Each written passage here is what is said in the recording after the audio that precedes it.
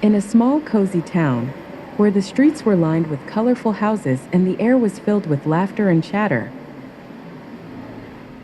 there lived a playful and mischievous young boy named Alan. Alan had one big passion that everyone in town knew about, his love for bubblegum.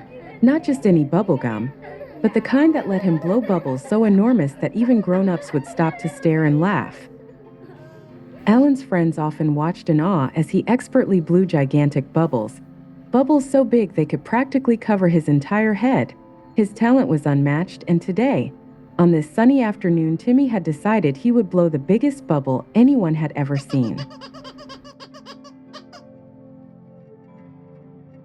Alan popped the gum into his mouth and began to chew, savoring the sweet, fruity taste as he thought about the bubble he was about to create. With each chew, he imagined how big it would grow and how high it might go, and his heart raced with excitement. Finally, Alan took a deep breath, filling his lungs with air, and began to blow. But as he kept blowing, it grew bigger and bigger. Soon, the bubble was so large it shimmered like a pink, glowing balloon, and Alan's friends gasped, staring in awe.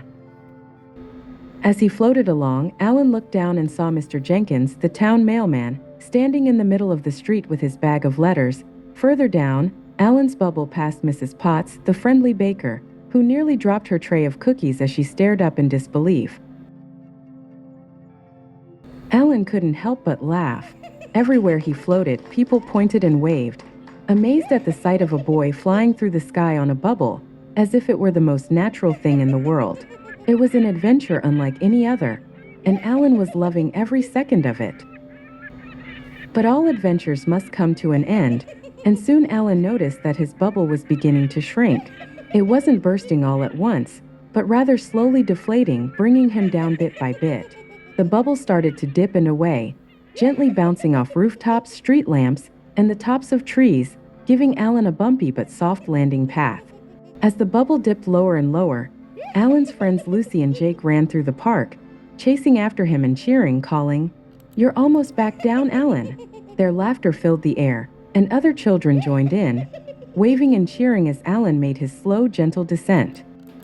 Everyone in the park clapped and cheered as Alan stood up, brushing off leaves and laughing about his wild, unexpected ride through the sky.